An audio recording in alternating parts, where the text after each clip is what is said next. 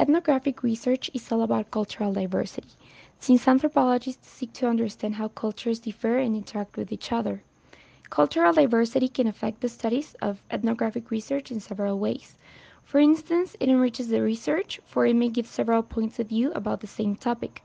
Another example is during an interview, the opinion of the suspects may differ from each other because of their background experiences. There are some aspects that we need to consider in an ethnographic research related to classism.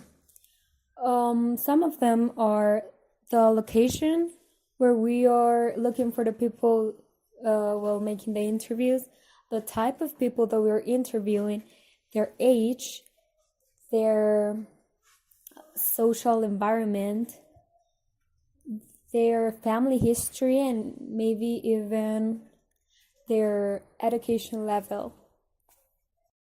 In our second evidence, we investigated about classism. The intolerance to the diversity of cultures causes discrimination. This in turn can be present as classism. For example, people from Tec de Monterrey or Cervantes, Costa Rica talk and interact with each other in a different way than we in Tec Milenio do. They also have different interests. This is largely due to our contrasting lifestyles, and it all results in two distinct cultures. When intolerance arises, classism does too. So cultural diversity is directly linked to the problem we studied during the second model. The price of the school gives it certain status that creates rivalry. That also leads to classism. Cultural diversity is included in this issue by noticing that its location and the way they dress up are very different. When we were making our ethnographic research, we used certain ethnographic techniques, just like participant observation, because we thought we needed to experience what people really thought, not just a fake opinion on the topic. And we also, when making our interviews, we used conversation and life stories. So we made sure to make the subject feel secure and feel safe about the opinion he was making, and make them feel like he wasn't being judged, or she. So that helped us get the right information and not get our opinion that was being affected by a judgment. We also made sure to use a subject that was familiar to us in order to make the data collection easier. Luis, ¿estás de acuerdo en que grabemos esta entrevista? Sí. Muy bien. ¿Cuál es la primera palabra que viene a tu mente cuando te menciono VM? Bajo nivel educativo. ¿Puedes describir qué significa la expresión gato cuando se utiliza para definir a otro ser humano? Es una persona que no es parte de tu grupo social o que no comparte tu mismo, pues tus mismas características, en cierta forma. ¿A qué te refieres con tus mismas características? Que no pertenece a tu grupo y que existen diferencias, generalmente pues en niveles socioeconómicos. Some of the problems we faced while making the interviews to the subjects were that some of them didn't want to be really honest with their answers due to the fear of feeling judged, or just because they were ashamed of what they really thought. So we had to talk to them and convince them that actually we were not going to use their names and that we were going to try to be neutral so that we wouldn't damage their image, neither we would judge them, so that this study will be objective and only with the purpose of demonstrating that classism does exist in schools.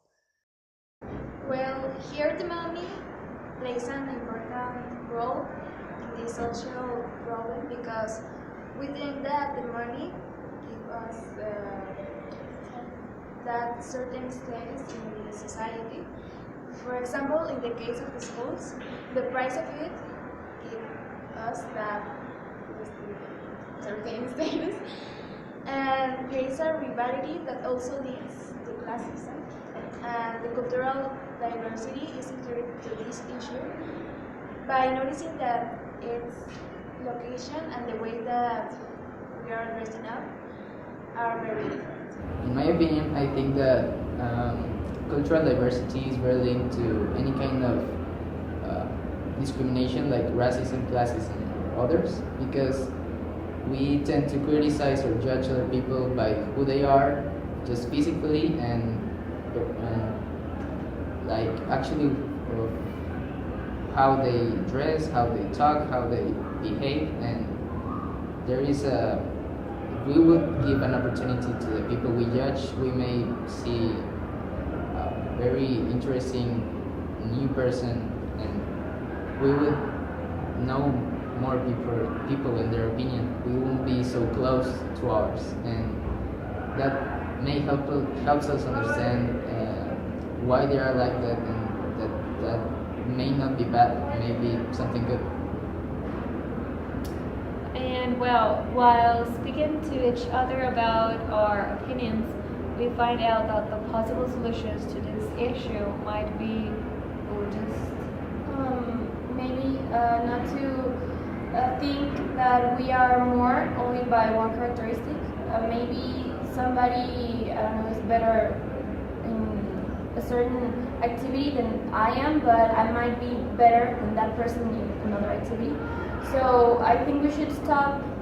We think we should stop seeing society as a hierarchy, because there are no better positions or more important people. We are all important. We are all valuable. we are all part of the same complement, isn't it?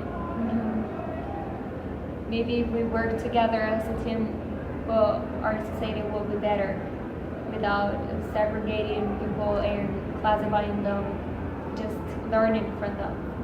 Instead of just thinking about our differences and discriminating that differences, we should complement ourselves, like the things that I like but somebody else has, or the things that that other person lacks and I have, and make a team. And that may also be a solution to most of the world's problems, because most of them are just because of their differences and what they have and what don't they have, they don't have. And that if we were to understand the other persons, we would know what to do and what not to do. And maybe to get to these solutions, we might start in schools and families, especially in families, because they are the base for everyone's personality. Maybe us as cousins, brothers, siblings, ourselves should share this message that is, well, stop being so classist and start being more tolerant.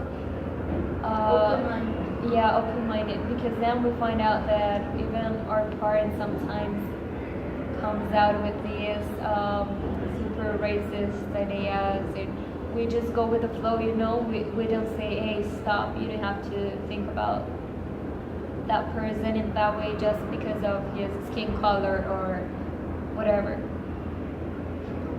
Also, we can share our results of the investigation with other people so they can notice that this social problem is bigger than what we think. And if we keep us for ourselves, we wouldn't be doing nothing for helping that other people can understand that we have to accept the other people and not judge them because of their appearance, of if they have money or they are not, or the school that where they are studying.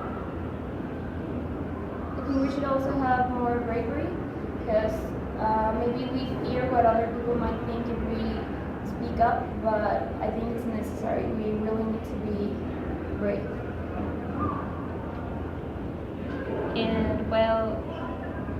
this is all.